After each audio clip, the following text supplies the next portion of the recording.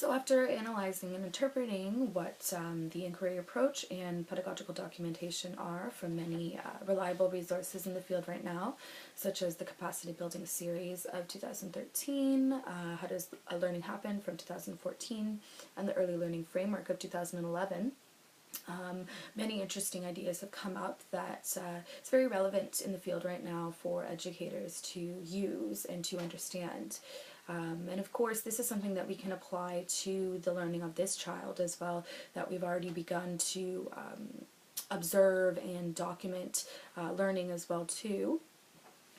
So again, we're discussing pedagogical documentation because it is the foreground to the inquiry approach, because we have the three major areas that we're looking at there. So we're observing, we're documenting, and we're interpreting as well too.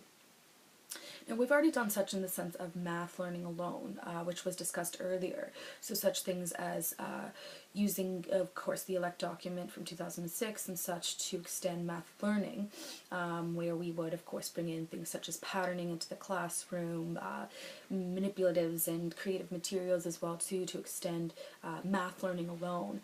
However, the inquiry approach is a more holistic view of the child, in the sense that we're looking at all interests, all inquiries of the child in order to prompt further learning in multiple areas that the child may have. And again, this will help the child stay focused in their learning, sustain their learning, and explore many areas of learning and development. And of course, so we've already explored certain things like patterning, so wonderful activities in the classroom can be brought in, such as patterning bracelets or patterning with bingo dabbers or anything of that such. However, if we are to apply the inquiry approach to this child in order to extend further learning, we are going to use our observation, which we already have. And so within this video, it's interesting to note that the child is, describing the colors of the pattern, so blue, yellow, blue, yellow. We could further extend his learning by introducing the child to a range of color activities, or introducing the child to a lot of color-based projects in the classroom as well too. Having color talk in the classroom, introducing the child to maybe less known colors as well, relaying the names to the child of these colors during classroom discussions could be very interesting as well, to bring in with the child, which could be sustained over time as well.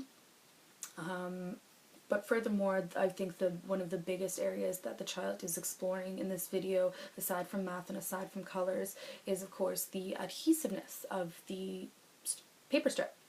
So the child has the strip of paper during the video and is placing the smaller pieces of paper onto the strip of paper. Now, the child is doing so in order to, of course, pattern, but multiple times the child actually holds the paper up and turns it around in order to see if the little pieces of paper will stick or not to the paper.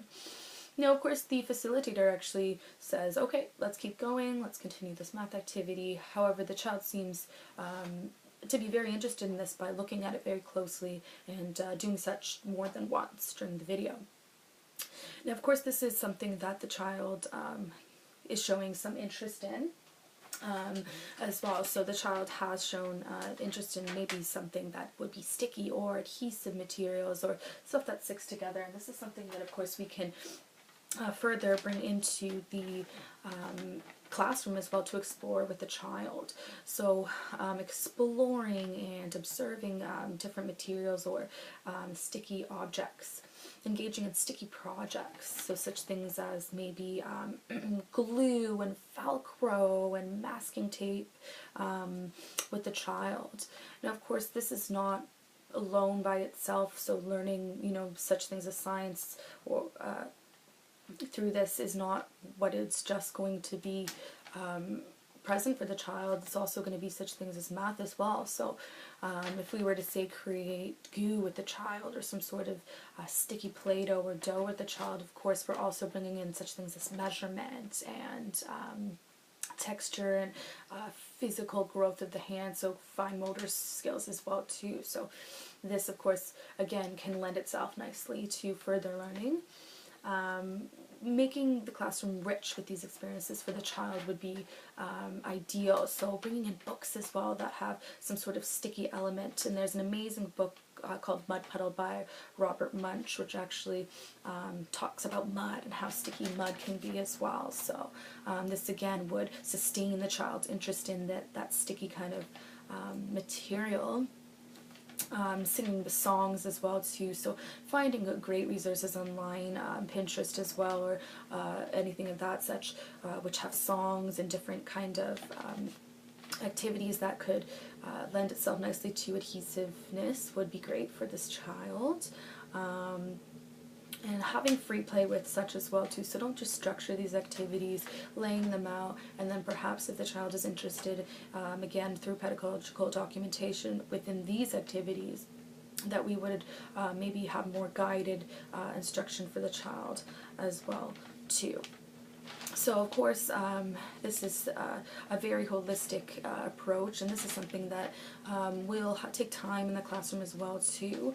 So finding those areas of the classroom where this would lend itself nicely. So it could be in the dramatic play area with the vests, so getting Velcro vests as well, so the child can kind of explore that with play as well too. So it all takes kind of a creative approach to incorporating that in the classroom, because I did notice that as being one of the major inquiries that the child had during this video, of course, besides math and the color interest as well too.